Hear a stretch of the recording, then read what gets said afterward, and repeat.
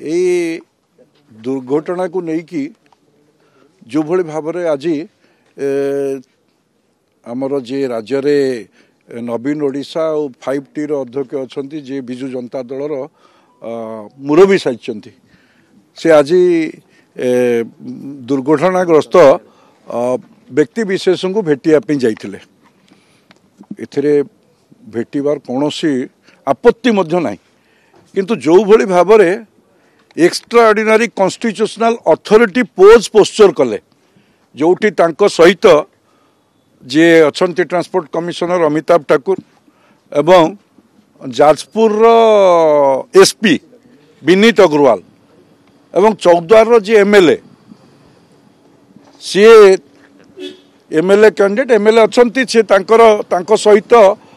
सेठी पहुँचले एवं तांको जो कमिशनरेट पुलिस जो भली भाव में तांकर गस्त को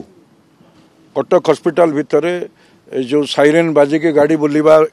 ए जो भली भाव में व्यवस्था करागला ये तो साधारण भारतीय माने विजु जनता दलर जड़े नेता सी ये जदि एभली तांको पाई एमसीसी चलुला बेले जो अधिकारी माने तांको सहित गस्त करिबा ये क्लियर कट भाव में एमसीसी को भायोलेशन करुच्ची आदर्श आचरण विधि को भायोलेशन करुच्ची आमे देखुचु विजु जनता दल एठी अस्तव्यस्त हो जाउचंती किछि मुष्टिमेय अधिकारी को जदि किछि किए कहूची एथिरे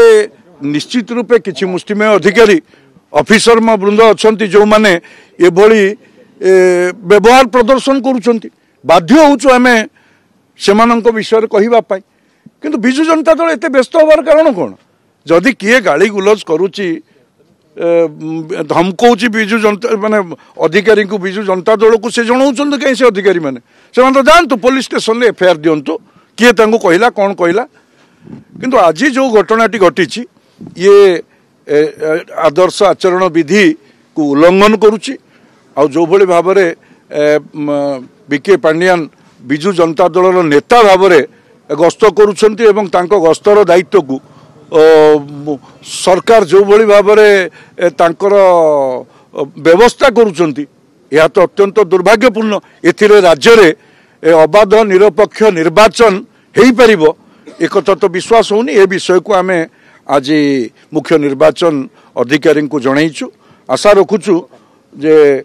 निश्चित रूपे ए दिगरे से कार्यानुष्ठान ग्रहण करिवे।